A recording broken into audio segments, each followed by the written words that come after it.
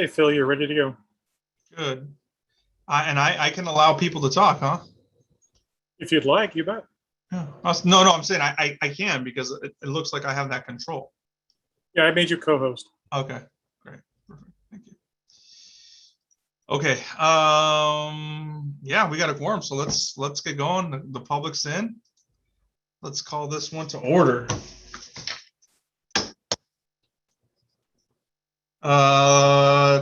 Let's do it. Susan, roll call. Unmute yourself. There you go.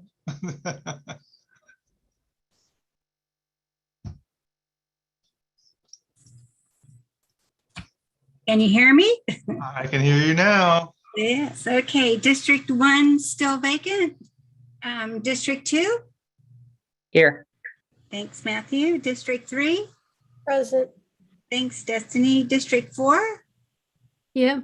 Laura? And District 5? I don't see Lucio. District 6? I don't see Steve. I'll put him down. And then I'm here. Mayoral, I got, who wants to say here first? Here. Whichever Melanie, ladies first say she's yes. number 1, and the second mayoral. Present, yeah. There we go. And we have a quorum. Thank you very much for that. So, where's my agenda here? So I know the next thing we got to do is, okay, we're doing the agenda approval first. Okay, sounds like a plan. I think I think this one's pretty straightforward. So, any questions or comments or anything like that? Laura, go ahead. Yeah, I was hoping we could get an update from Jill if they're planning on applying for the ATP grant that's coming up on October 27th. Do you want to? Well, we can add it in there, I guess, under staff reports. Yes, that would be great. We'll make it D. ATP grant update, right? Yes. Okay. All right. Any other ones? Any other questions or comments? Go on, Matthew. I do have a request that we adjourn in acknowledgement that today is car-free day. Okay. Sounds like a plan.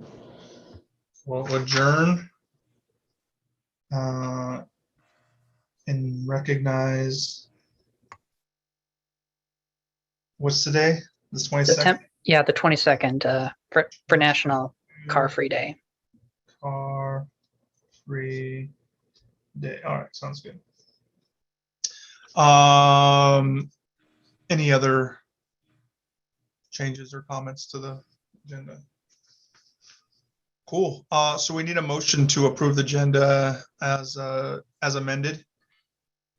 I'll motion to approve the agenda. Okay. Susan, that's the motion. Who's the second? A second. Second is Laura. I heard first, so I'm gonna go with Laura. Anyone not in favor of the changes made to the agenda and approving it as amended? Okay, cool. So we got that. So that's the new agenda. Nothing big changes there. The minutes. Approval of the minutes. Any changes? My only changes, Susan, is that I don't know. I mean, I think I'm on the charter task force. So it wasn't recognized that I'm on the charter task force. Okay. So if you want to add Change that. myself, right, Laura? Aren't I on that? Yes, you are. Yeah, that's what I thought. Okay.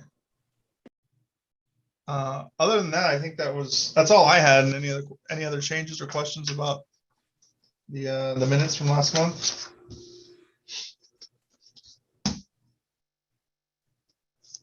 Cool.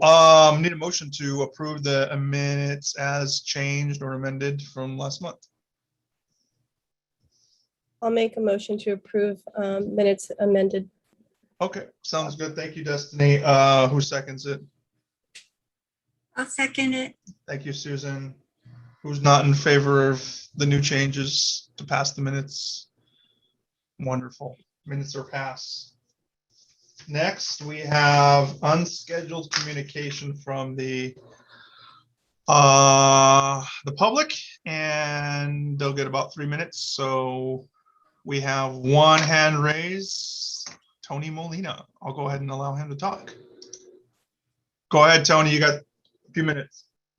Yeah, this real quick. I was just wanted to mention that there was a tabled item on last month's agenda regarding raised cycle tracks.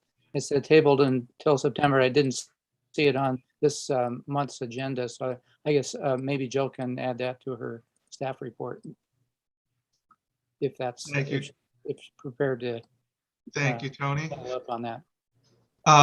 Yeah, I saw that too, but I didn't bring it up because I don't know if Jill was ready to do it again. So it's like, you know, I'm not gonna push it, but thank you, Tony. Any other comments, Tony? No, that was it. Thanks. All right, thanks a lot. Anyone else from the public? Got a few minutes, say anything? Okay. We're moving on to our presentation, our big presentation here from, I guess, well, should I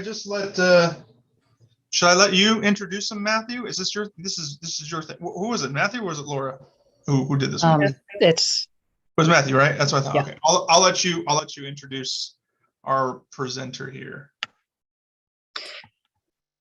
all right. So giving our Vision Zero presentation tonight is Jesse Mintz-Roth.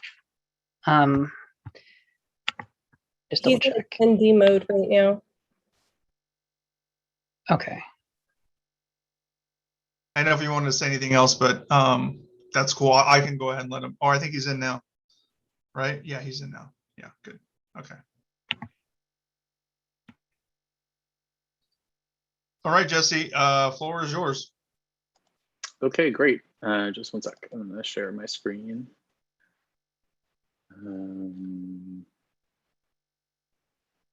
Should be this one. 1 second.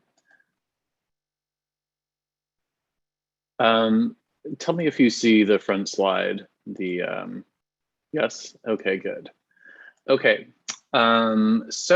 I have structured this as a creating a Vision Zero action plan presentation. So basically sort of giving tips about how to get going if you're a city that doesn't have one, which it sounds like is the idea here.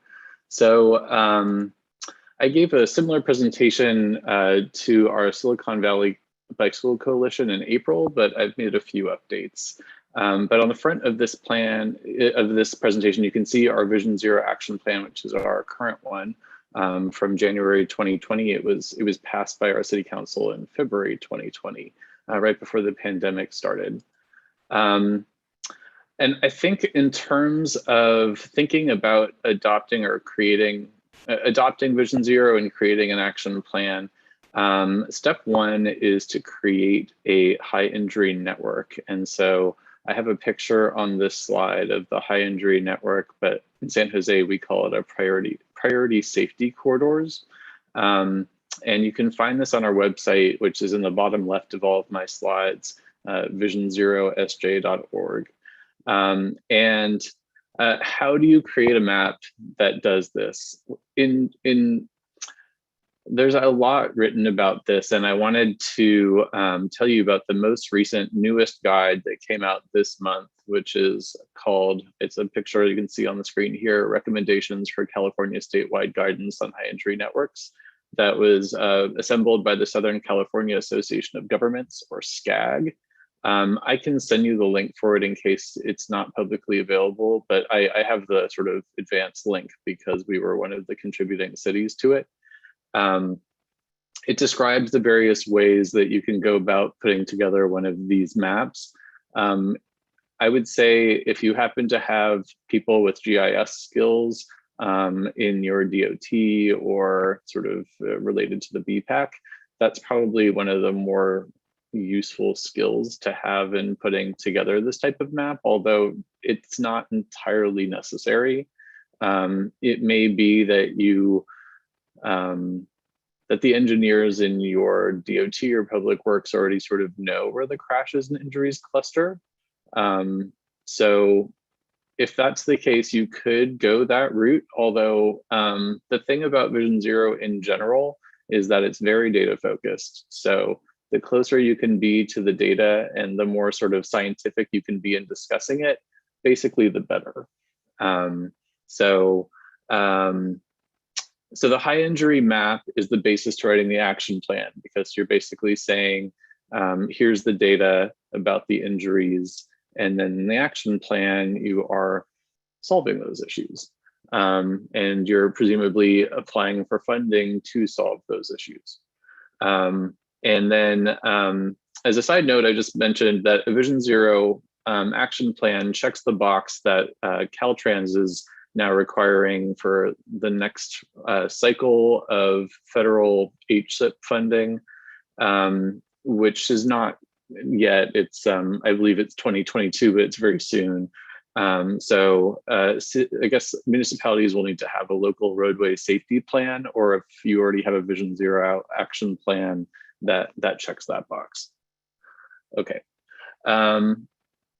So regards to San Jose, I've worked here since the beginning of 2019, so I've not been here for the whole time that Vision Zero existed here. But San Jose adopted Vision Zero in 2015 and began creating that high injury network priority safety corridor map. Then in 2015, they actually ended up expanding the initial map in 2017. And so those changes were covered in the first and then the updated action plans from 2015 and 2017. And when I got here in 2019, I, at least in the narrative of the program, created more of a focus on data than there had been. And so we created a new action plan, the third one, the current one, in 2020. And I think some of the things that I would say about it, one of them is that in the earlier action plans, there were a lot of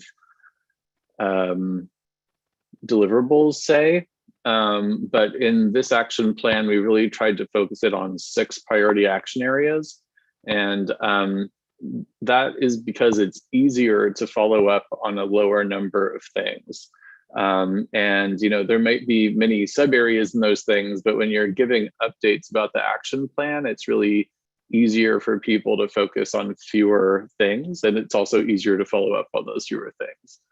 The biggest money item in the action plan is redesigning streets. And that can be very, very expensive.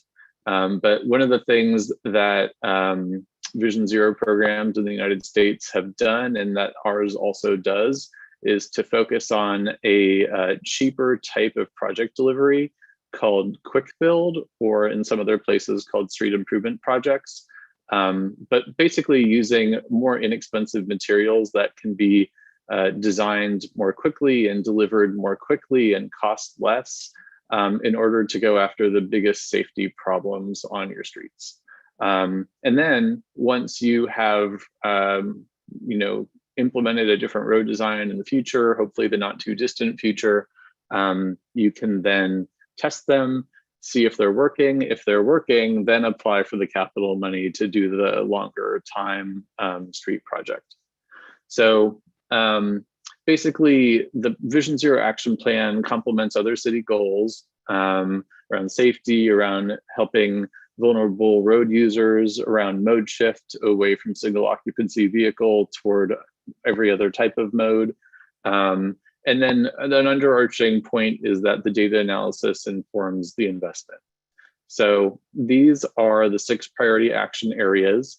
And I give this presentation in different forms often, but this is the slide that's kind of a constant. So I assume that my audience has seen a million times, but to introduce you to it, number 1 is to build robust data analytics tools. That's basically to understand the data more and more.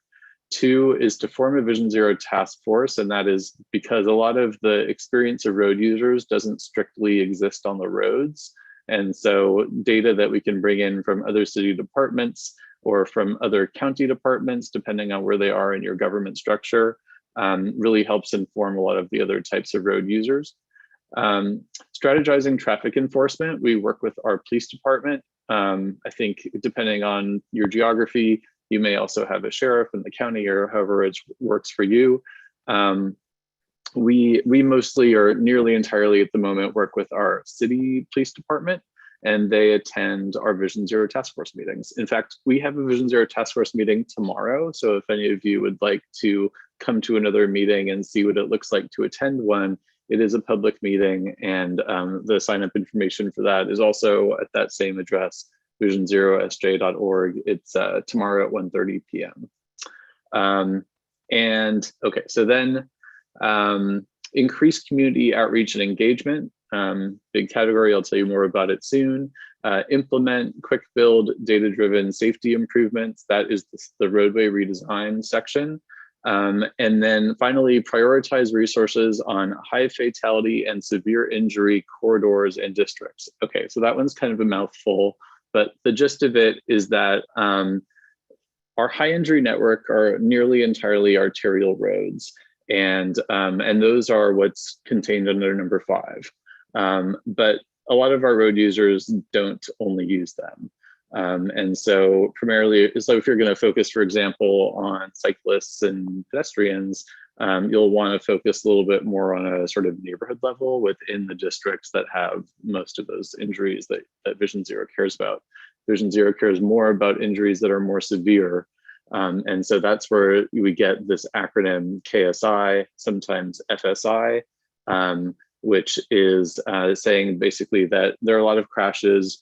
We're more attentive to the crashes that involve more severe injuries.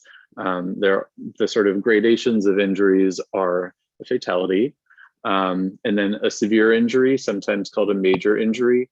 That type of injury means that an ambulance was involved, but that the person didn't necessarily die or didn't die immediately. Sometimes those people die a little bit later in what's called a delayed fatal. Then there's a moderate, a minor, and a property damage only. So Vision Zero is not focused on the property damage only. And depending on how much injury data there is in your municipality, it may not be that focused on minor either. So it really sort of is really more of a focus on those higher severity injuries. So just in terms of, so some tips, basically, I mentioned the manageable number of deliverables that you're reporting on when you report on them. You want to have regular progress reports to report on basically the action plan.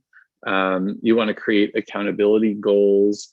We go to our city council twice a year, once in May to report on the previous year's data. So it takes us a few months to put in the injuries into our database. We get them from the police department. It takes us about a quarter to put in all the injuries, the fatalities we have live. And then in May of the year, we report on the previous data year. In November, which is the one that we have coming up, that's a newer council appearance. And so we're using that one to talk about projects that we have built under the action plan. And then we also have the new Vision Zero task force, which is quarterly public meetings. And those ones have themes, and they are a different structure than city council, but there is some overlap. There are some city council people who are on both the Transportation and Environment Committee of City Council and also attend the Vision Zero task force. So just ways to increase awareness of Vision Zero. First off, it's not a term that most people know. So it's a brand, and it's a brand used by a lot of cities. So, you know, when you bring it to a new city, making people aware of it, there's outreach through government, there are news stories, there's me doing public speaking in various ways. We, on our website, make crash and injury data publicly available. So we use the Microsoft suite, and there's a program in there that I'm blanking on the name of, but it allows basically putting, Power BI is the program we use on our website to make that data available and searchable by the public. And then we talk about our projects being the result of data analysis. So I think for engineers and urban planners working in this area, people don't always know necessarily from their training how to solve every issue, but when you do research looking at what other cities are doing, you end up finding out project types that can bring down injuries of a particular type showing in your data. And just for a bit of note, these are all from NACTO, which is the North American City Transportation Officials. NACTO is a US organization of departments of transportation, and they put out these guides, which basically are all sort of topical, like transit or pedestrians or cyclists. You can look into these books for street redesign ideas that may not be something that someone on your staff has done, but you can look to other cities and reach out to other cities to get new street redesign ideas from them.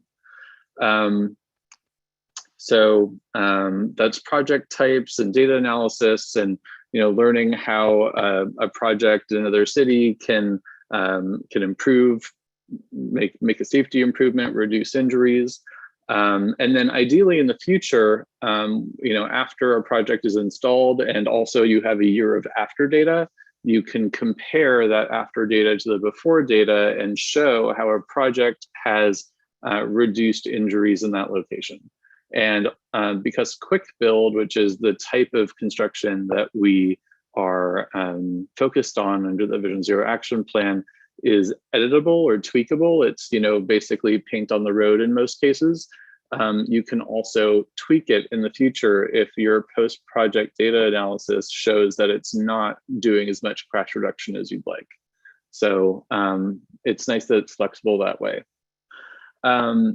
So Vision Zero in the United States is adopted in about 50 cities now, and they began, the first city to adopt Vision Zero under this brand name is, I believe, New York City in 2014, and the first cities to follow 2014, 2015. The context of the adoption of Vision Zero programs is this graph. Pedestrian fatalities in the United States were falling until 2009.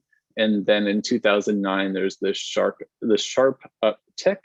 And if you want to know what happened in 2009, it's that smartphones began being bought in huge numbers.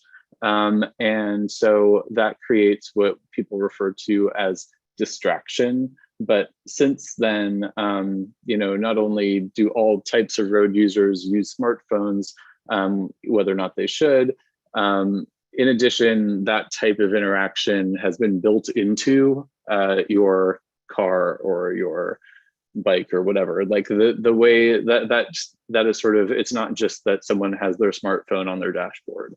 There are cars that have a tablet as their interaction with the whole vehicle. So that's why I believe it continues to go up. The other theory around this graph is that SUV consumption in the US is also related. So SUVs hit a pedestrian higher and they are heavier. And also SUVs have more powerful engines than cars necessarily need at this point. There are a lot of innovation. There had been a lot of innovation in fuel economy, and so it's not really necessary that vehicles have that level of horsepower in most places, but people prefer to buy them. So that's another part of this graph.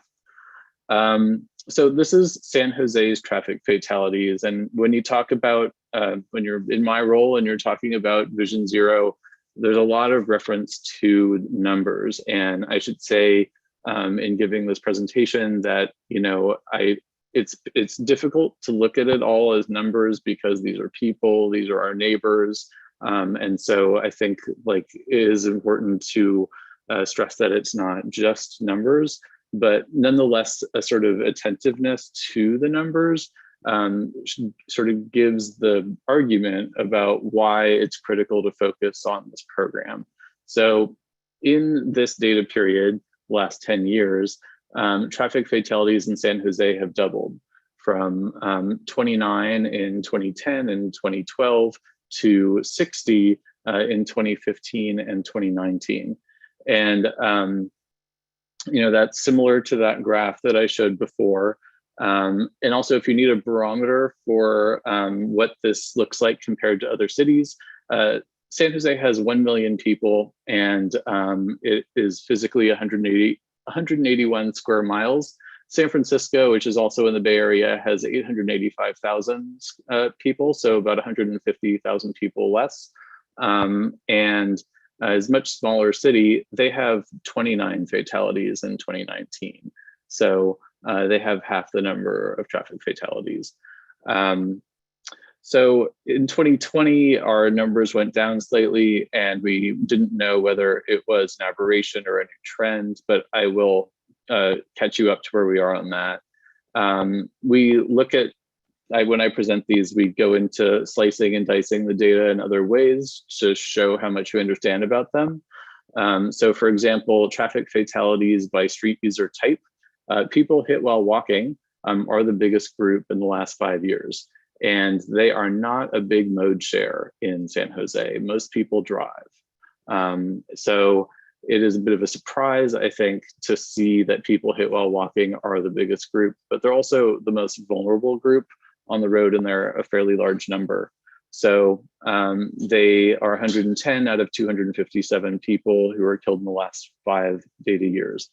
And if you look at median ages of each of these groups on the road, people hit while walking are also the oldest group, which is a bit of a surprise, I think, to some people, because a lot of the history of traffic safety education is really around schools. So when we looked at this data for the first time, we really began expanding our traffic safety education to adults and to older adults. In the pandemic, it's been a challenge to reach older adults. And so at the moment, we're more focused on adults in general. But in any case, it's important to see that the median ages for people walking and people biking are people in their 50s. We also look to the top known factors leading to fatal and severe injuries. In a lot of police reports, the reason given is unknown, so that's what known means here. Among the known factors, the highest one is speeding. And speeding is a lot more common than red light running, which is number 2. And those two top known factors don't really change year to year, although the ones below them do. So that's why we focus on these top 2. And then we also look to see how many people within speeding year to year. And so if you look at 2019, we had 6 people who died with a primary factor of speeding. But then in 2020, during the pandemic, that number more than doubled. So that gives you a window into some of the issues that are growing, newer issues during the pandemic, speeding. And so this is what we're seeing now in 2021, and this is our newest data slide, looking at the data month by month cumulatively and comparing it to the 5 previous years. So in 2021, traffic fatalities appear to be most related to when the states reopened on June 15th.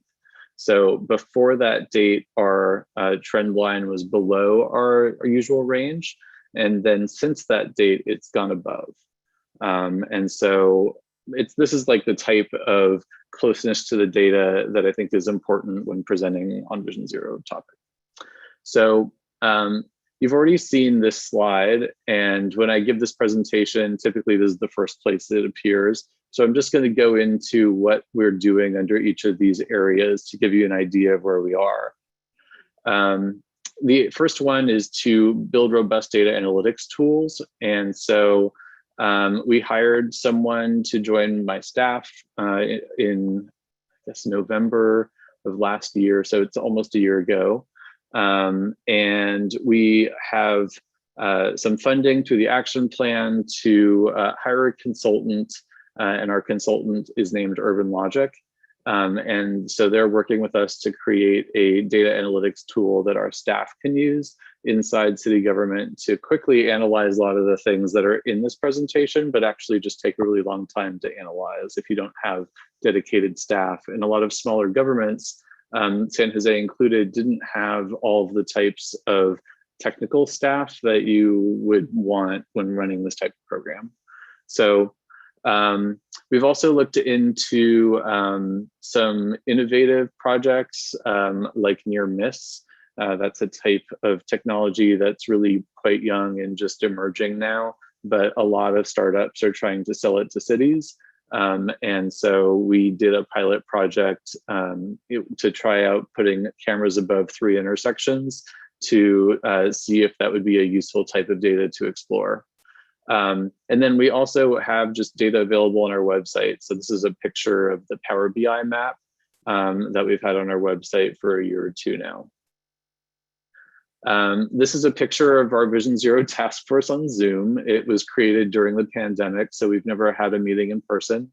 But just for a little bit about how far we've come so far, the Vision Zero task force is made up of 20 members. It has a chair and a vice chair, both of whom are council members. And then it has 9 City of San Jose city government department decision makers, and then 6 Santa Clara County department decision makers. So basically, why would you do that? Why would you have a task force made up of government people? The answers for that are that, for example, the pedestrian experience, the people killed while walking, they're the biggest group. If you walk in San Jose, it's fairly easy to cross government siloed lines without really knowing it. So if you were taking light rail, which would be run by VTA or County Transit Authority, and you leave the station, you walk onto the road, then you're on city DOT property. And then if you turn and walk the block, you'll walk to a bike trail, and that's run by the Parks Department. So it would make sense then to have all of those people in a room every so often to talk about the pedestrian experiences going across those types of boundaries fairly easily, and working together to leverage programs that people control across those many government silos. We also have 3 local advocates on our task force, and they are our Bicycle Coalition, our California Walks, which has Walk San Jose, so they have staff people just in San Jose. And then we also have AARP to represent older adults. And you can see the calendar of our meetings, the ones that have already happened and the ones that are to come. They're quarterly, basically. So, and then they're also on local TV and also on YouTube, and also recorded and posted on our website afterwards. Strategizing traffic enforcement. So we work with the San Jose Police Department, and through the collaboration and through our Vision Zero action plan, it was the first time that the traffic enforcement staff of the police department had been expanded in 10 years. The San Jose Police Department had lost a number of staff after the 2008 economy fall, using the wrong word, but they had lost staff in the previous 10 years. So this was the first time that the traffic enforcement unit had grown. We're working with them on the top 2 known factors to lead to fatal and severe injuries, which I mentioned before, are speeding and red light running. We're working with them on upgrading their internal database system. We'd like them to focus more on these 2 types of enforcement. And so that's not something that's super easy for them to do, but it is something that would be helped by them having a newer e-citation system. So we took part in helping them think about requirements for that RFP. We also work with them on a enforcement project during the darkest time of the year, November to March, when we typically see more fatalities. The branding of that is the poster behind my back here that says, "Look out when it's dark out." And so there's a bunch of messaging for that. We also worked with other California cities on the Zero Traffic Fatalities Task Force in Sacramento in 2019, and also worked with other California cities now on other legislation. One of the ones that we've been working on this year, AB 43, has moved through the Assembly and Senate and is currently on the governor's desk, hopefully will be signed. And it is a bill that would make it easier for municipalities to lower the speed limit, the posted speed limit in areas near vulnerable populations and business activity districts. So increasing community outreach. We are bringing on a marketing professional company basically to do safety messaging. Similar to like what's behind my back and what is shown on the screen here, but we did all the ones that are on the screen here in-house. So we are not communications professionals, but some people are. And so we are bringing them on to develop messaging like this, perhaps, you know, to work on our bigger issues like speeding, and figuring out where to distribute the message. So, you know, we have, when we've rolled this out ourselves, put them what we think is the most obvious places, but I'm pretty sure marketing people know better than I do about where to put them exactly. So we're looking forward to starting that contract. We also have funding from the California Office of Traffic Safety to do walk audits. And so that's one of the ways that we do outreach with adults. I mentioned our Look Out When It's Dark Out campaign. That includes these images that you see, but they also include putting out changeable message boards, which are signs that you might see on the road that indicate, you know, that something that maybe a highway entrance is closed, but we use them to tell people to, you know, drive carefully and slow down. And then we also do various types of coordination with the county, region, and state. Our quick build safety projects. So these are on our priority safety corridors. Through our data analysis, we found that 30 to 40% of fatal and severe injuries occur on these 3% of San Jose's roadways. The ones that are shown in kind of a beigey color are under the city's jurisdiction, and they are 56 centerline miles. And then the other 14 miles, which are shown in blue, are controlled by the county. So we are beginning with the city-controlled roadways. And then, you know, when we get further through the action plan, we're hoping to work with the county in the future on the possible redesign of those roadways. And you can see here sort of one by one when we're anticipating them to be scheduled and implemented. And so for an idea of what quick build looks like, this is our first project to be delivered, Center Road. And you can see this is a few mile long project. The group that delivered this was created like a year ago, and they have already delivered this one project. It has things like curb extensions and parking protected bike lanes and buffered bike lanes, high visibility crosswalks. They use markings, they use vertical delineators, they use signs, they can reprogram signals that are already existing. And then the image on the left of this slide shows some of their outreach posters. And finally, I think this is my last slide. This is prioritizing resources on high fatal and severe injury corridors and districts. We recently were awarded a Caltrans Sustainable Transportation Planning grant for about $500,000 to do a pedestrian safety plan, which begins in November 2021. And the way that we did it is we applied with our co-applicant California Walks, and they're going to do inclusive outreach to better determine our focus areas. But before we got to that point, we mapped all this data for each of the 4 districts that we had identified had the most fatal and severe injuries, and basically created some tentative focus areas, which are circled based on the data that we had analyzed. And so California Walks will do more outreach and engagement in those areas to better focus where we want to do the pedestrian safety improvements. And a deliverable of this effort will be quick build street redesigns in these 4 districts. And then in addition to those 4 districts, because the city has 10 districts, we'll also be working on placemaking strategies such as making transit safer to access and trying to find more affordable ways to afford traffic signal infrastructure. I don't know if you know this the same as we have, probably the same situation for you in Fresno, but for us to install traffic signals in San Jose is very, very expensive.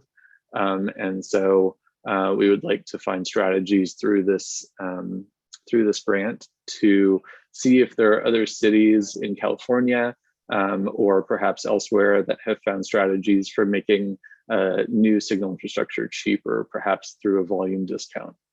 So that is my last slide, and I'm happy to take questions. Jesse, thank you. I appreciate you sharing all that with us. We got about, let's see, just about, a few minutes for some questions before we got to get on to our next presentation. So we'll open up to the members first to see if they have any questions regarding this presentation or for Jesse. Just feel free to raise your hand. I can see everybody. I think I can see everybody just about. So any members, let's open to keep it up with the members first. Any members have any questions for Jesse before we move it to the attendees?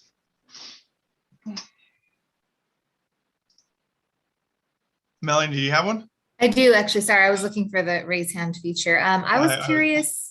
Yeah, I was curious if you can, Jesse, you can talk a little bit or comment a little bit about what the community's response was to your Vision Zero activities. Sure. From this part that I can see, it's been pretty positive. And in fact, I was maybe even surprised about how positive it's been. I should add that my background in terms of coming to this job is that I did this type of work in New York City beforehand. But I am originally from the Bay Area. I just haven't lived here in a long time. So I grew up in the East Bay, and I haven't lived in the Bay Area or in California for 20 years. In New York, though, I think it's a very different type of city. Certain types of projects we used to do in New York would be more or less controversial depending on the neighborhood. I mean, that's true here too, but the coverage in the press, especially here, has been pretty positive. And another thing too that's been interesting to see is that even the 2 sort of political sides of our government in San Jose, it's been described to me, I'm a new person, as there being, business and labor, basically. They both seem to be favorable to this type of work. So that's been interesting. Yeah. Safety, keeping people alive and safe is always going to be positive. It takes a few headaches to get there, but and of course some inconveniences for those who just want to drive to where they want to drive and not have to pay attention to things, but things that keep people safer are pretty positive overall. So anyone else, because I know we had one person in the from the public that wanted to say something. Try to make mine quick. So again, about the community response. So there was no concern, or were there any concerns from the community members about enforcement operations, or at least the implementation of the plan somehow negatively impacting minority groups, either through the use of police enforcement? So that question comes up fairly often, and it's hard to say that, I think that actually police department and enforcement are controversial topics. We invite the police department to speak at our task force every quarter, and they speak at the task force every quarter. And even though they really don't present that much stuff, we have them do one slide about enforcement in general in the city, every quarter compared to the previous quarter. So you can see how their performance changes quarter to quarter. There's not that much in that slide, but they get tons of questions.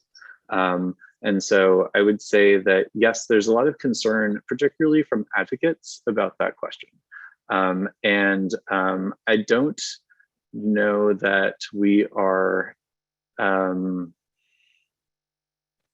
it's hard to say that, it's not a divisive topic to answer that. I think that it is, but it's a worthwhile question. And I feel that from my standpoint, it's hard for me to give as full of an answer as might be possible. But just to give you a little bit of what I see from my standpoint is that there are other cities that are really, really focused on that issue and are really working with their law enforcement and their DOT together to see how much they can sort of move around in that space. So Oakland's a really good example of that, and Berkeley is a really good example of that. They're both, I'd say, collectively probably the leaders in this space.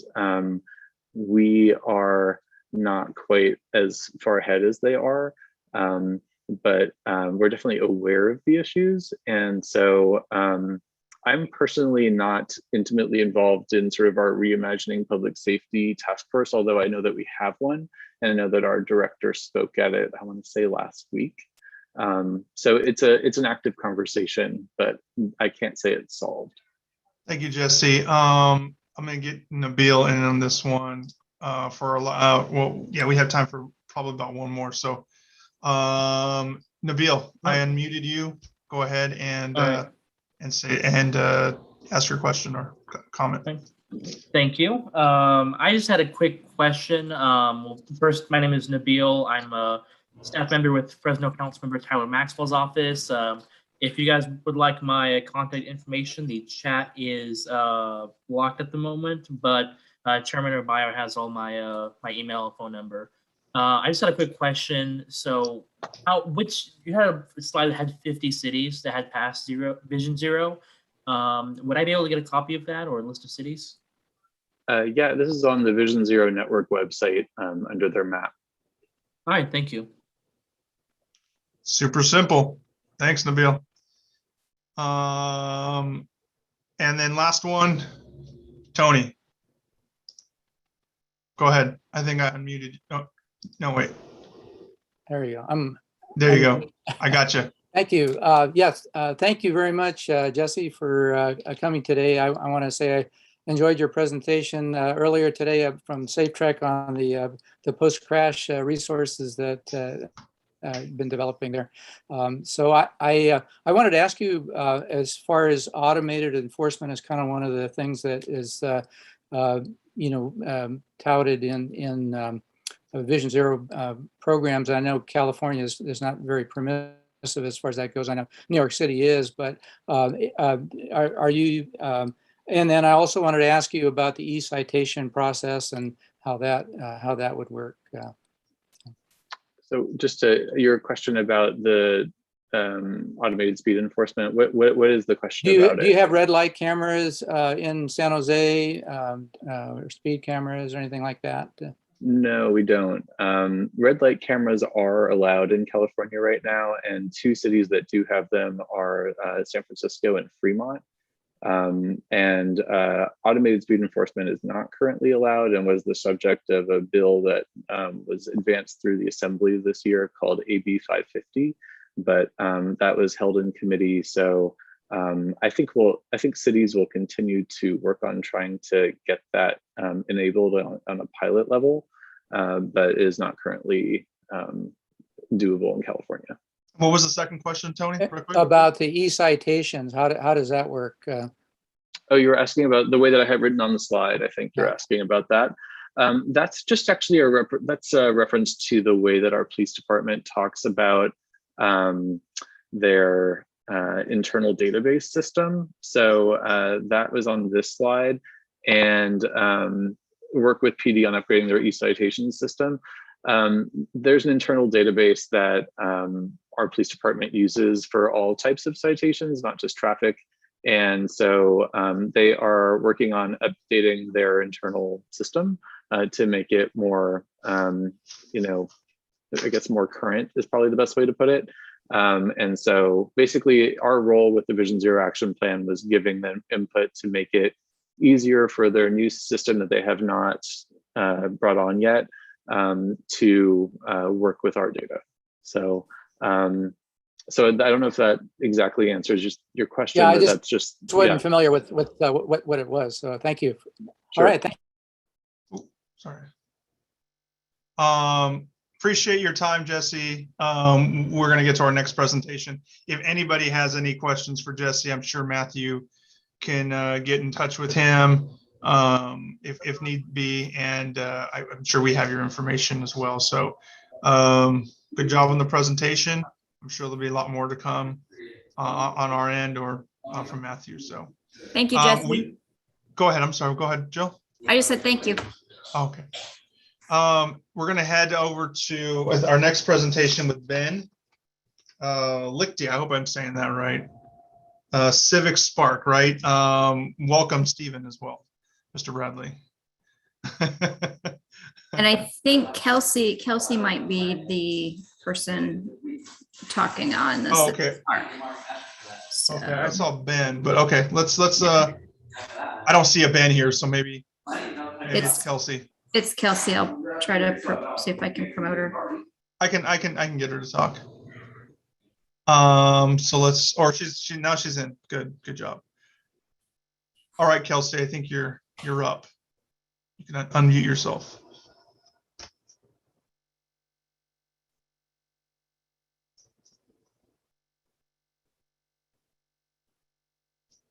You're muted. Now you're unmuted. There you go. Hi, hello. So nice to be here today. I believe Ben was supposed to be presenting on this. He had the full presentation prepared.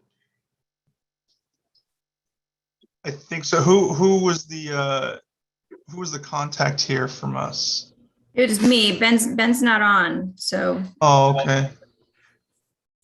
Oh, he's not on the. Yeah, I don't see Ben on here at all. Oh, let me just give me a few moments to message him and see if he can hop on. Just a moment. A Jeopardy theme song we need. No.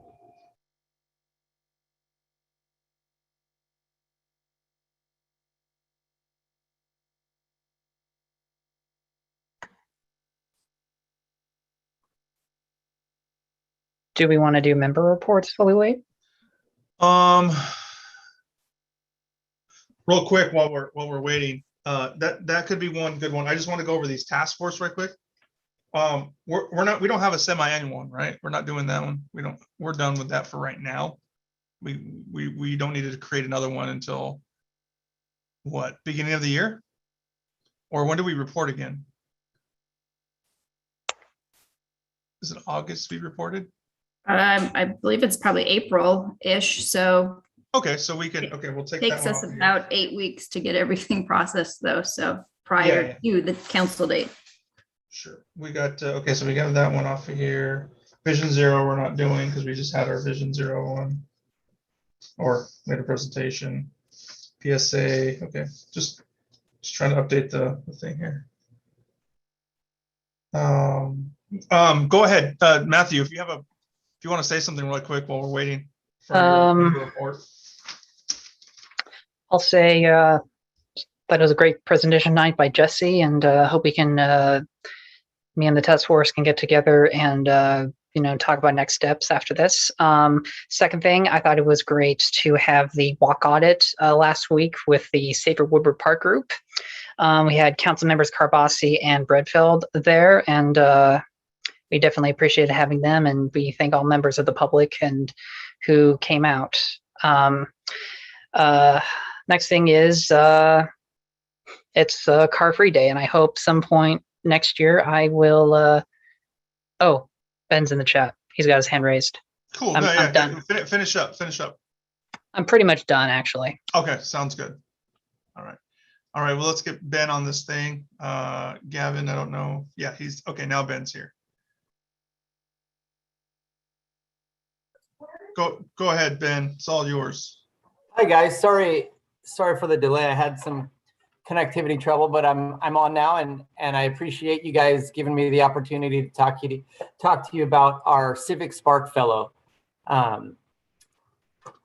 Kelsey Shockley is also on the call, and I'd like to introduce Kelsey. Yeah, she's joining us for the next 11 months as a Civic Spark Fellow, and one of the roles that she's going to fill for our organization is sort of a connection point between the city of Fresno and our team to help us on a couple of projects. There's two specific projects she'll be working on.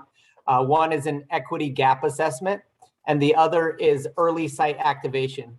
And when we say early site activation, we're talking about ways that we can bring people and activity to the station area before the high-speed rail service is in place. So we're anticipating 2030 service for high-speed rail, but in the next 8 or 9 years leading up to that service date, we want to try to make some improvements and investments in the area around the station.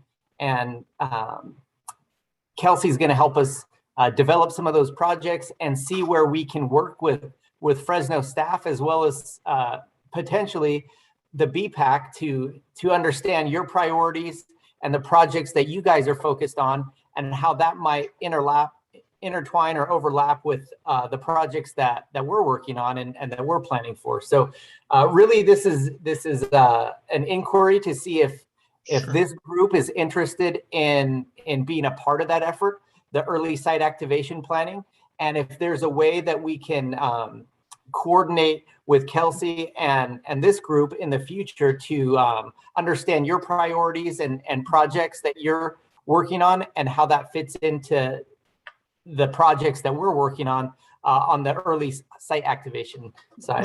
Well, Kelsey's always welcome to join us every meeting, every month, up until then. We are going to be bringing on here in the next handful of months, I'm assuming, Jill, an ATP coordinator for the city of Fresno, which is going to be kind of like that liaison between what we're doing and the city as well. It'll be part of our, public works department. So that will be helpful for Kelsey to probably get in touch with that person once that person does come on. We meet, every month, the fourth Wednesday of every month. You're more than welcome to come here and, get all our information and see what we're working on. We're a small group. There's much that we want to do, but sometimes it's overwhelming. But that's why we're hopefully bringing on that ATP coordinator to help us out there. That'll be a full-time position with the city of Fresno. So, so that's where we are right now. But it's great to meet you, both of you. And of course, we want to be a part of it. If you ever have anything you need to bring to us to ask for, recommendations, ideas, you can always email one of us ahead of time, whether it's myself or Jill or anyone, to see if you can have just a few minutes of the agenda for that month. But we're excited to bring on the ATP coordinator, and you guys can even talk even more at that time. Yeah, that sounds great. I really appreciate that. There is a small ask that comes along with Kelsey. We have a capacity assessment that we asked be filled out, and I can coordinate that with you, Phil, or with Jill, if that's possible. It's like a small questionnaire, and then you would be identified as a service partner as part of Kelsey's work. Mm-hmm. So that service partner agreement just, helps lay out what she'll be working on and how she'll work with Fresno staff, as well as the BPAC as she moves throughout her 11 months. And just so you know, we also have a service partnership with the planning department. So we've been coordinating with Casey Lauderdale, and she has filled out that capacity assessment and service partnership from the planning side. But I think the public works side and the BPAC would be really great to have that same capacity assessment and service partnership in place as it's a requirement for Kelsey's project. Yeah, I would just encourage you to send it to, you can send it to me, you can send it to both of us, Jill and myself, and whether we Great. talk about it or, Jill and I can talk about it. Or she can get some information as well, maybe from Casey. So see how it works out. She has more direct access than I have. So. And are you guys only working with city jurisdictions, or are you also working with the county jurisdictions? So for Kelsey's project, it's specific with the city. We haven't reached out to the county for a service partnership, but that certainly could be an opportunity for coordination. Go ahead, Jill. A lot of our work is focused on the downtown area around the high-speed rail station, and sort of the half-mile to 1 mile radius around that. With bikes, we do look out to like a 3 mile radius, but a lot of that space is within city limits and doesn't quite reach out to the county jurisdiction. Mm-hmm. I was interested though a little bit in your equity gap assessment, because I work for the health department and we're about to onboard a health equity officer. So we've been looking at all things equity related. So possibly maybe I'll reach out just for get some more information about that. Thank you. Absolutely, yeah. Go ahead, Jill. Were you gonna say anything? I was just going to ask you, are you looking for two separate type of, I don't know, I don't remember what you called it, an agreement or something, one with Public Works and one with BPAC, or are you looking for just kind of one that encompasses both? So we only need one. Okay. We already have the one with Casey and the planning team. So whether it's Public Works or the BPAC, I was sort of thinking of it as the same thing, but I acknowledge that Public Works is certainly different from the BPAC, and the BPAC is just a very specific thing. And, whatever you think is best, Jill and Phil. Thank you, Ben. And we look forward to, Kelsey coming around from time to time, hopefully for the next year. Yeah, and we'll follow up with some emails and correspondence, but we appreciate you guys being open to this, and we're excited about the opportunity to enhance some of the bike and ped infrastructure around the station. Any other member questions for Ben or Kelsey?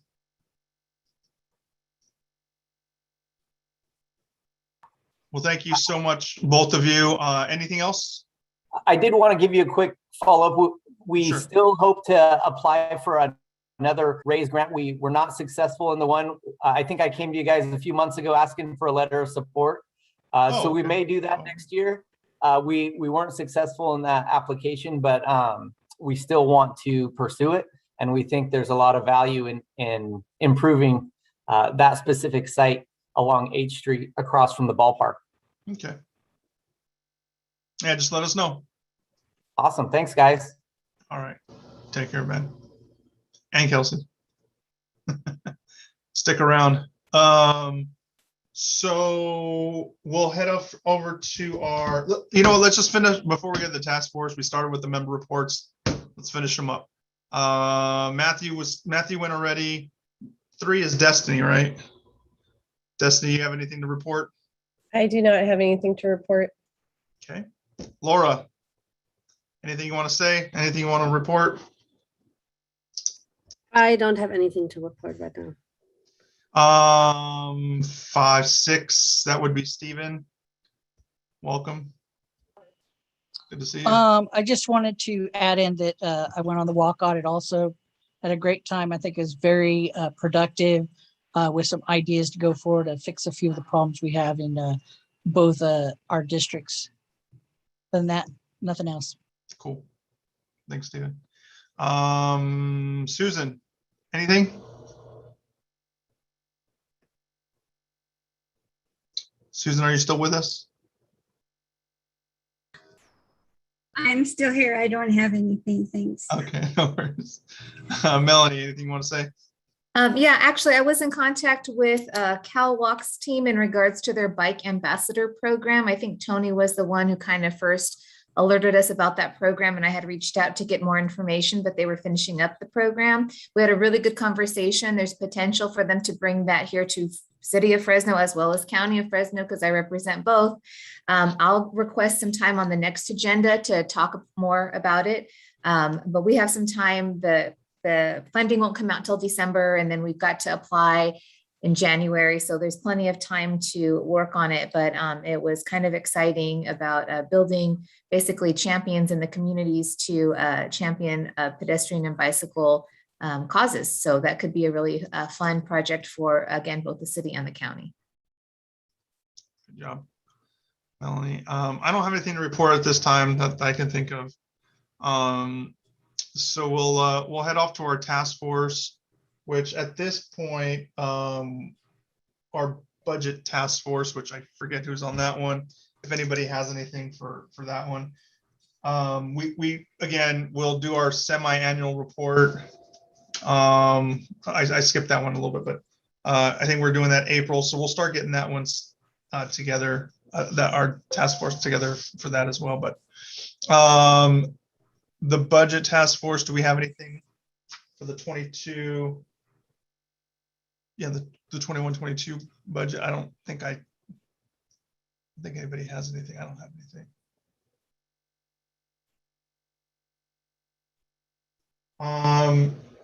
Okay. I don't Have think we have formed anything. the 21-22 yet? Because I know we ended the last one. No, we did. I think we Submitted. did, but I can't remember who was on it. I can't remember Okay. who was like on the actual text work. But I think we do have one, yeah. Not to put you on the spot, but did you get that information to Jill that she needed? I knew somebody was going to ask me about that one. I was reading my minutes too, and I was like, crap. No, he Well, and didn't, but I pulled it. I didn't. I found Somebody's it. got to hold me accountable for sure. I thought we had some stuff that was not going to be Yes. acceptable to spend. It was not an allowable expense. So I don't know Correct. if we talked about what we're going to actually spend. Because that took us down to about, there was no sponsorship money, right? Well, that was like $5,000. They weren't going to do bikes and helmets, right? Or bikes and helmets and lights. We can do bikes and bike helmets and lights if we have a event to purchase it for. We can't just purchase a bunch of them and stockpile them and say we're going to hand them out Correct. for this and that. So The only money we really have allocated right now is the money for the rest of the PSAs that we want to do, and that was about like 10 grand, 10 or 11 grand. So that's like the only thing I think we had allocated money for, which I think we're still working on. We're working on getting those done, right? This next one. I think that's what we had. Yes, Laura. Can we get helmets for Bike to School Day as an event? If we do an event, it'd have to be a City of Fresno event though, right, Jill? We need to participate in the event. Yeah. The BPAC needs to participate. It needs to be scheduled in advance, obviously, because we have to order things. Yeah. We just can't stockpile them and say, hey, Officer Bella, here's a bunch of lights, hand them out as you want. We have to have something. Mm-hmm. We have to have a scheduled event that we are going to give them out at. So Laura, if like you had an event a month from now that you knew, like, you would want BPAC to participate in, we could have a couple members there and we can ask Jill, hey, can we get X amount of lights and helmets? And then we would have them specifically for that event. I'm curious because I thought we were establishing like a yearly budget. So can we have just like these like infrequent budget requests throughout the year? Or what we did was we asked for the money. They turned us down for like half of it. So, the only thing I think that was approved was the actual PSAs that we're doing, the additional ones. The rest of it was not approved. So they're saying, what Jill's saying is like, yes, you can do the lights and the helmet, but it has to be for a specific event. But I think what Laura's asking is, can we request that later on? Like, if we don't have an event right now today that we know of, can I request helmets like in December for an event in February? So as long as we have the money, right? how accessible is this money to us? Is there a cutoff date where we can no longer request, money for helmets or lights or safety equipment? Because what I'm assuming is now that we asked for what we wanted, we're going to get the commercials or the PSAs. The remaining 10,000 is up to them. That's their money now. That's what I'm assuming. It's no longer. So we relinquish that money if we don't allocate it right now? If we don't allocate it, right? I mean, we can get what they want to give us. Right? Isn't that how it works? Because we can't just block out 10,000, say we want 10,000, right? We can't do that because it's not earmarked for anything. So the way that you guys set it up is you said, I want A, B, C, and D, and we came back and we said, you can't do B and D. Correct. But then you also had kind of an E on there that said, if we can't do all of this, then we want to allocate this money for. It was for purchasing. The earned media or the paid media. The paid media, yeah. I think the way that you did it is fine, and I don't think you have to come back and vote on anything. And to Laura's point, and Melanie's point, I think that as long as you give us some notice, because we'll have to order the equipment or whatever it is in enough time to get it here for whatever event it is. And I think maybe about April, I would cut it off, because we have to have everything submitted to our finance department by the end of June. And so to pull all that together and get whatever it is to get, we just need enough time for that. So. Okay. Did we come to a decision on the paid media, Melanie? I don't remember if we were did we say Facebook ads or something like that? Well, so number one, paid media is really expensive. So 10,000 wouldn't buy that much. So the suggestion by me, because what we do at the county health department is we do boosts like on Facebook and social media. And so those are a little less expensive, but even then I don't know that we would spend $10,000 on that. And plus I'd still like to see if City of Fresno communications team would be able to get us any earned media spots. So, I mean, look, it is between now and let's just say between now and April, if we wanted to boost something on Facebook, we could ask to do that for here's 20, we want to do $2,500 worth of boosts, stuff like that. Like you said, it won't be 10, but yeah. Okay, sounds good. So I just want to be clear. So we've only have about half of the money spent. We have about half of the money left. According to Jill, we have until about April if we want to request any purchases be made. And we can use some of this half that's left to do some paid media spots once all our PSAs are done. Yeah, because you said paid media was okay. The boosts were fine, right? I have to double check on the boosts. I think it should be okay. I mean, we're going to boost our videos, right? Or something along those lines. So to me, it's no different really than paying to put it on channel 30 or thing. It's just different medium. It's a lot less expensive. It's a lot less expensive. And I don't know what, so I don't typically operate in the world of bike helmets and bike lights, but any other things we try to order are long lead times. So I would keep that in mind, that if you have an event that you have, in November and you want to, we want to get helmets and lights for that, we need to make sure that we're going to be able to get those in time for the events. Sounds good. Thank you, Joe. First of all, I want to apologize to Laura for not making it to the Charter Task Force meeting. I know we jumped around the times and I went to the later time rather than the earlier, so I missed it. But I really I'm looking forward to the next one because I did have some suggestions. But go ahead, Laura, for the Charter Task Force. You want to give us an update?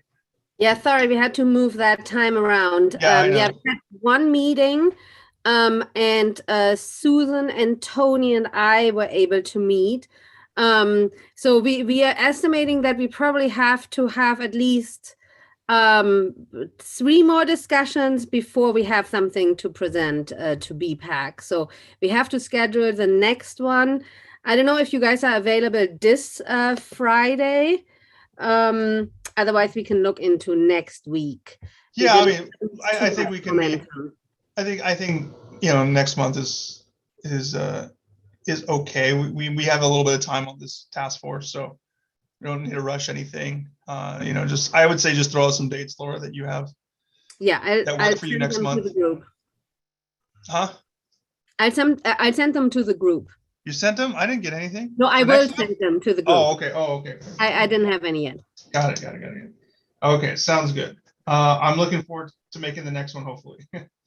Sounds good. Do you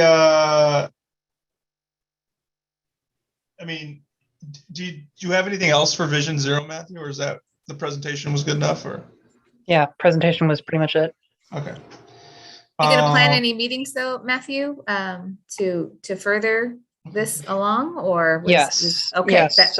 We're probably gonna be meeting for a good bit on this.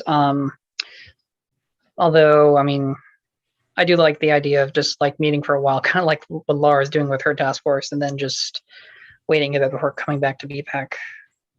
But we'll discuss it, see what happens, and hopefully we can get Jill on it. Real quick, Jill, how much of a notice do you need for a meeting in order to, find space, since your calendar is pretty full, right? Yeah. It probably a couple weeks is probably a safe bet. Okay. Sometimes things get moved around and canceled and it's easier to find things, but just in general, probably a couple weeks. Okay. Lead time. All right, got it. I'll send an email out after the meeting. Thank you, Matthew. Our PSA task force, we had some pretty good stuff happen was it this last weekend? No, it'll be, oh yeah, it was this past weekend. How did it go? Yeah. I'm sorry, I couldn't be there. But I know was. Susan was gonna be there, Jill was gonna be there. How did it go, guys? Yeah, how did it go, everyone? The kids crossed the street many times. I think it went well, huh, Jill? Yeah, I thought it went well. I think we had 7, 8 kids. Oh, that's nice. That's good. From about, I don't know, little ones 4 years old up to about 13, maybe. Okay, great. No bikes in the commercial? No bikes. This was Hawk, right? This was the Hawk, yeah. Okay. I'm excited to see how it turns out. I think, and they turn things around, once the filming is done, then they just do a little bit of editing. I think the script was approved. So hopefully we'll see something in the next few weeks, which is pretty exciting. And then we'll move to the next one. I don't know if we prioritized what we wanted next, whether it was. I don't know. I don't remember. We approved them all. They approved them all, but I don't know which one they want to do next. Do we care? Because if they ask us, I'd like to have an answer. It was like the 3-foot rule. We didn't do scramble, right? Scramble. They did talk about doing the scramble next. Okay. Kyle did. Go ahead, Susan. Well, Kyle did seem to, he talked with Jill about where to do the scramble, and it sounded like that would be the next best one. The one at Fresno State, Jill? That's what I suggested, just and during the weekdays when they're actually using it. They were going to look into, or there might be some issues with overhead shots and things like that, but they were going to look at getting some ground type footage when it's busy. Good. Excellent. Quick question for the task force. Has there been any discussion about getting the PSAs at least subtitled in multiple languages? I'm only bringing it up because So he didn't have staff at CMEC that was going to do that. I checked with my public health communications team. They're just busy with other things. So I have not put it in the queue yet. Guess what my wife does for a living? She's a translator. So we can. She could do it in Spanish because she actually that was one of the projects she has her students do every year is closed captioning in Spanish. Do you think that she'd be willing to do a recorded voiceover, or do we want them subtitled? Because I think we can get them to go in, record a voiceover, and then just do that with the Spanish voice instead. I'm sure we can do both. I'll follow up with Kyle to see if there's a preference on just. I don't want to volunteer her, but I don't think she'd have a problem, and she would maybe even a student. Okay. Because that's part of their further gig there. It I'll would be follow a up. good student project. Yeah. Absolutely. Also, I found out earlier get- that sorry, go ahead. It was Stephen. Well, I was going to say we can get some free translation and they get some extra credit. There you go. Right. Also, main reason why I was bringing this up is because last week I was at a mandated presentation to city employees where I found out we have an ADA coordinator. I could give them, I could give you their email if you like want to send them any questions for this. She works with me. She's in Public Works. Oh, okay. So, yeah, we can, we should probably touch base with her because there's a lot of stuff we probably didn't do. All right. Sounds good. Thank you for the update. I'm looking forward to the next one. So, and that'll be good to figure out which one we should boost, if we want to do that. Like which one's the best one to boost? I think we'd have to go through, we'd have to look at our analytics on there, see which one has been the most active, and then we'll go from there. Okay, so Melanie's strategic plan is next, and we have to vote. I didn't receive any feedback from anybody, so I think we can vote on it. I can throw it up on the screen if everyone wants to look at it again, but I forgot to send it to Jill on time, so I apologize, Jill. But I didn't get any feedback for any changes or revisions. So I know there was one comment, it doesn't look like a strategic plan. I'm not a professional strategic plan writer. It was just my kind of way to put a list of priorities that we would work on. So we would have like a focus, because I kind of feel like we flounder around a lot. So just having a focus of activities or priorities that we would work on throughout the year. So I think we just want to vote if everyone's in agreement with those priorities, then we can vote on that. Or if someone wants to make another correction, we can. Yeah, let's have a motion, then we'll have a second, and then we'll have a discussion. We'll have a second discussion before we vote. So I'll just go ahead and motion to approve the Melanie's list of priorities, AKA strategic plan, as it was sent out to all members a few weeks ago. Sure, that sounds good. What about a second? I'll second. Thank you, Stephen. Now we can discuss if anybody wants to make any changes or add anything or anything like that. If not, we'll just we'll do the roll call to vote, Susan. Okay, just a second. Okay, District 2. Hold on. I think I was gonna say we were gonna do that, but it looks like we can get into it because nobody is have their hands up or say anything. So now go ahead, Susan. District 2, Matthew, Yes. Destiny, Yes. Laura, Abstain.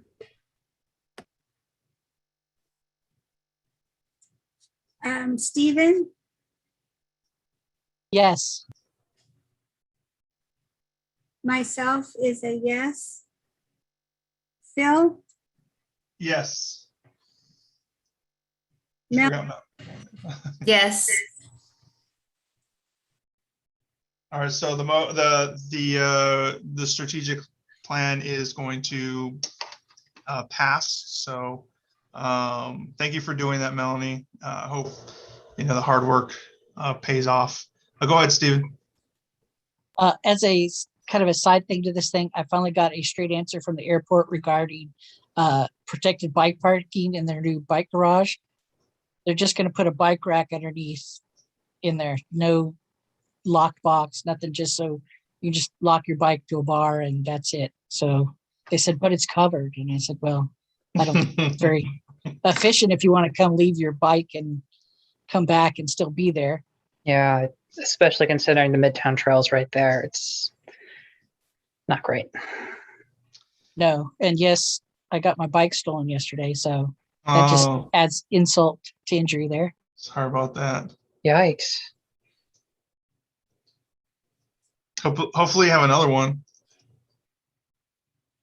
No, not yet, but at least Not it's yet, okay. insured. Oh, good, good. All right, we're gonna head over to our staff reports now. We have Officer Belli, who's calling in, I'm assuming, because I always see the same number.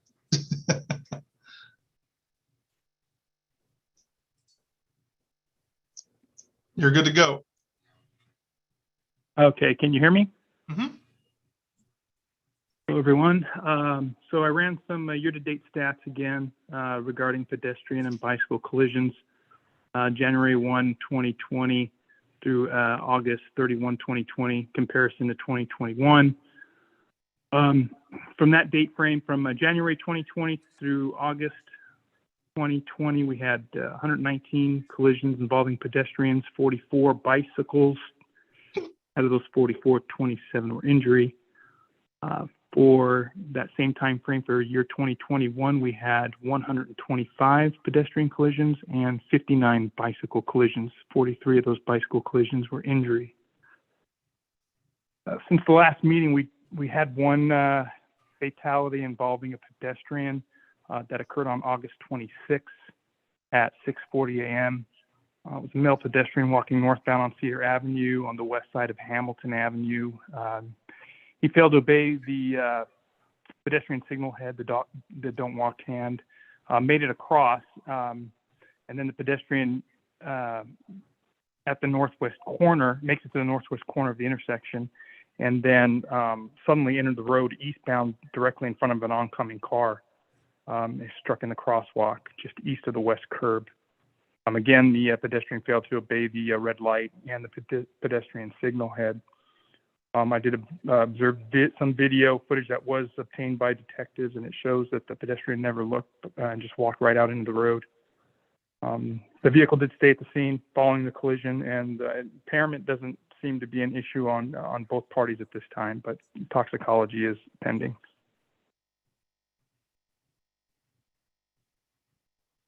That's it. That's what we have so far. Any questions? Any questions for, go ahead, Susan. Belli, do you know anything about the pedestrian that was killed at Blackstone and Shields? I think that was. No, I don't. Blackstone and Shields. I don't have any information on that one. Let me look at the log. When did that happen, Susan? I think it was like 8:30 at night or something like that. When? What date? I think it was last week sometime. Okay. I read about it in the Fresno Bee. Any other questions for Officer Belli?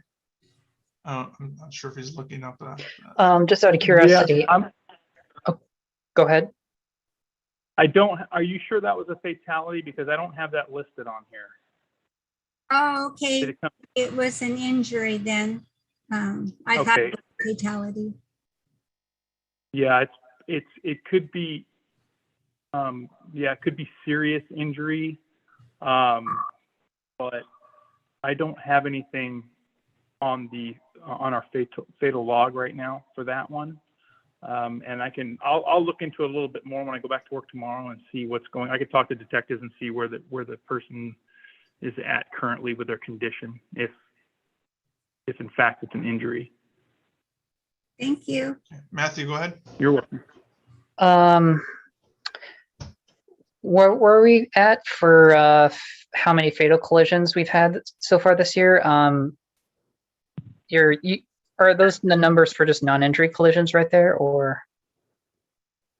The numbers I gave you regarding the pedestrian and bicycles, those are all, the pedestrians are all, their injury, almost all those are injury when we have a collision involving pedestrian. But the bicycle collisions were, I broke those down as total and then injury. So, so in 2021, we've had 59 bicycle collisions and 43 were injury. 2020, we had 44 and 27 that were injury.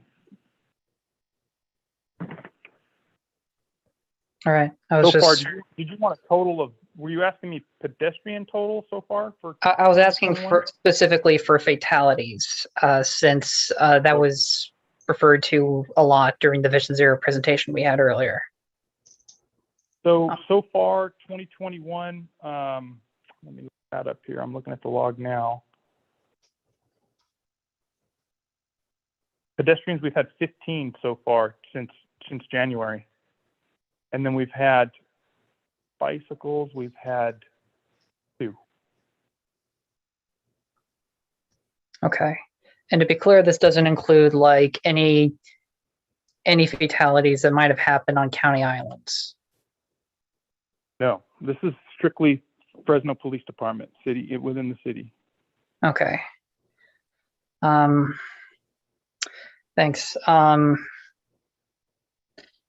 If you wouldn't mind like trying to put like fatalities up on, I like how you have it, all your stats up here in on a document. I was wondering maybe if next time you could include the fatalities totals and where they are for like at next month's meeting.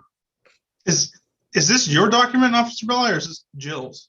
Yeah, that's just basically what I put together. Oh, okay. I didn't know if it was yours or Jill's. Yeah.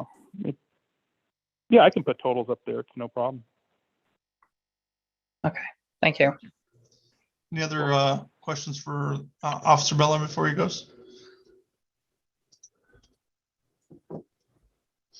Thank you, officer. Appreciate it. Thank you for your time as always. We'll see you next month, hopefully.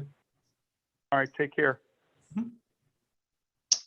Up next, we have, well, I think Jill rounds out the rest of the evening.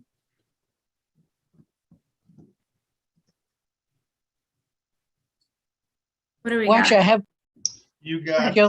Can I cut in front of you for just a second? I do have one more thing I just wanted to mention. Sure. I went to the San Joaquin River Conservancy meeting, and they went ahead and voted to go ahead with the continuation of the path all the way around.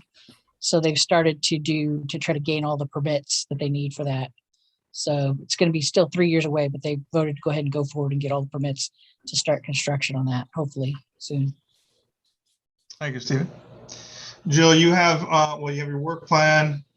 You have the ATP coordinator, if there's any updates there. And then we added the ATP grant as well. Work plan is what it is. If anybody has questions, let me know. ATP coordinator, it's still open. It was supposed to close on the 8th. We only got a couple of eligible applications, so we decided to keep it open longer to see if we could attract some more interest in it. I have not been given any names or people yet for that, so I'll keep you updated on that as sorry, my dogs are my way. As new things develop. And as far as the ATP grant, we are discussing it. There's a Caltrans Sustainable Sustainable Transportation Communities, or some Caltrans grant that's due at the end of October. We did apply for ATP the last round for that, to update our ATP. We were not awarded that funding, so we are looking at applying for it again, but we haven't made the final decision on that. Jill, have you guys replaced Shelby yet? We have not. Right, is that I'm part, Scott Seamus, Shelby. But did you did that recruitment close? My understanding is that they've done the interviews for the position, and they are working on the offer. They're in that process where they're working with personnel in the offer type scenario. So hopefully we'll have something to share at the next meeting as far as that position goes. Great. And I know it wasn't on there today, but it was on there last month, and we tabled it till today, but it's not on the agenda. And we do have some time with the raised cycle tracks. I know Tony had mentioned that, and I know we tabled it till this month. What is there any news on that or was it raised? What was it raised? What? It was raised cycle tracks. It was. What it was? Okay. All right. I mean, it was just a discussion. I don't have the I don't know where I put my stuff. I don't have it readily available to go Okay. through anything tonight, but basically we just wanted to walk through some different scenarios with places that have these raised cycle tracks and just get some thoughts and ideas on what the group thought about them. They like them, they don't like them. I like them, but so we can put that on the next month's. Yeah, is it time sensitive or no? Oh, no, no, Okay. no. It was just kind of something to talk about. Okay, so sounds good. I mean, that's fine. We'll remember to put it on the agenda for next month. Anything from anyone else they want to bring up before we make the motion? Go ahead. I did, sent that ATP coordinator link all over everywhere I could. And I did get a direct message back from somebody from, I think it was the Portland BPAC, that wanted me to send it back to them so that they could, because they had somebody that wanted to apply. So hopefully we'll get some people from all around actually applying. Great. So you're saying, Jill, that they did receive applications, but only 2 qualified. Is that what we're saying? Yeah, there's minimum Yeah. qualifications that all the applications have to meet, or different positions have to meet. And so 3 of them, I think it was 3, they told me qualified and made it through the interview filters or whatever. Do you know how many did not qualify? Like, I'm curious how many people applied in total. I'll check back. I'm not going to say the number because I don't know if I'm making it up in my head or not, but it was quite a few. But let me get confirmation on that and I can share it with you next month. Well, this was quite a few. Are people allowed to challenge the decision at the county? They can challenge if they feel they really have the qualifications. They're allowed to challenge. Yes, I believe you can. I know I've heard of staff doing that before. Sometimes people just think it's too much work, or they don't know that they can do that. So, yeah, once I have more info, I'll share it. Well, hopefully by this time next month, we have a little bit more clarification on the process going forward. Anything from anyone else before I ask the motion? Excellent. Okay, sounds good. So motion to adjourn in recognizing that today is September 22nd, Car Free Day. Who would like to make that motion to adjourn? I would like to motion. You have to say the whole thing. Come on, Matthew. I would like to motion to adjourn in recognition of the National Car Free Day, and also in the hopes that maybe one day on a day like this, we might have just free transit for one day of the year. I don't know. Sounds a good idea. Are the buses not free anymore? I thought they were still free. September 1st was when they stopped. Oh, it expired? Okay. Yeah. Thank you, Matthew. Who would like to second that motion? I'd second. Laura, thank you for seconding. Who does not want to go? All right, I think we're all good. Until next month, everyone. See you later. Have a good evening. See ya.